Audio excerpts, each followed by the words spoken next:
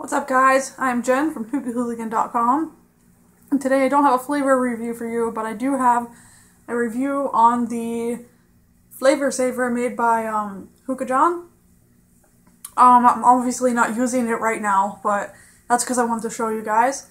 It's a pretty simple product. It's just a coiled up piece of steel, as far as I can tell, pretty much just stainless steel. It runs for about $7 or $8, $6, $7, $8, depending on where you get it from. I did get it from Hookah Shisha, but you can get it from any vendor. I think almost everybody has it. Just one quick thing. I did bend mine. Originally it has a metal handle type thing that sticks out a couple inches, and I didn't like it, so I just bent it in to make the coil a little bit bigger. And the reason I did that is because I didn't like that I couldn't use my wind cover with it. So yeah, I just bent it in. I noticed some people also just cut that handle off. Some people just bend it in, and other people just leave it all together. I guess they don't care that they can't use their wind cover, whatever. Everybody's different. But for me personally, I did bend it in because I need to use a wind cover. But yeah, I have kind of mixed feelings about this product. Basically, its purpose, according to Hookah John, is to keep your tobacco from burning, but also still cooking at a good temperature to give you good flavor, making your bowls last longer, and so on and so forth.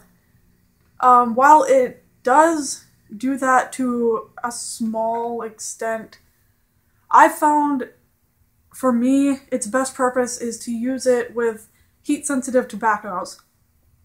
For example, I have some Hookah root beer float that is very heat sensitive. Even just 2 coals on the bowl can make it really hot really fast. And so I go ahead and I use this with 2 or 3 coals, and that problem is not nearly as bad.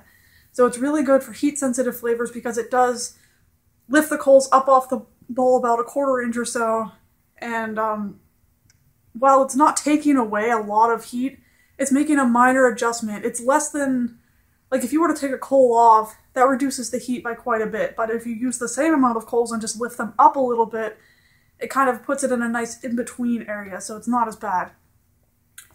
But there are some problems that I have with this. And one of those problems is that if I usually smoke a bowl, Tangier small Pico bowl or whatever, and I use 2 coals on it. If I use this with a brand that's not heat sensitive, I have to use an extra coal because it's not as hot as I like it. I don't get the clouds that I would like, and sometimes also I don't get the flavor that I would like because it's just not hot enough. Sometimes you can get away with it if you have bent yours or cut yours to fit a wind cover. You can use the same number of coals and just throw a wind cover on there. But even with that, for me, it just wasn't cutting it. So I have to use an extra coal with this, so you might be getting a little bit of extra time out of your bowl, like maybe 1 more round of coals, depending on the flavor, depending on the brand. But you're going to be using extra coals, so it might not even actually be worth it. But yeah, I mean, overall it does help to an extent for me with, like I said, with the heat-sensitive flavors. But with all the testing I've done, I've tested it with multiple bowls, multiple brands of tobacco, multiple packing styles, and while it does keep it from burning, it definitely does that as advertised because it is lowering the heat. Sometimes it lowers the heat too much and you have to throw another coal on there. So basically, I'm not going to rate this, but I'm just going to go ahead and give you guys my opinion. If you have a problem with burning your tobacco, go ahead and pick it up and give it a try. It's not very expensive at all. You might like it. It might be worth it.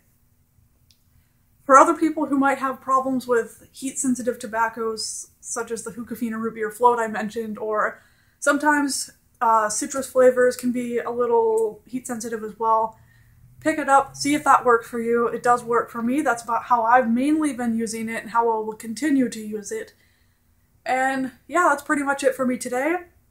Thank you guys so much for watching. If you have any questions about the Hookah John Flavor Saver, go ahead and leave them in the comments below. I'm more than happy to answer your questions and give you any help if you need it. And yeah, if you want to pick this up, like I said, I got mine from hookah-shisha.com. You can get it from any vendor, but I do have a discount code for Hookah-shisha if you want to go ahead and use that.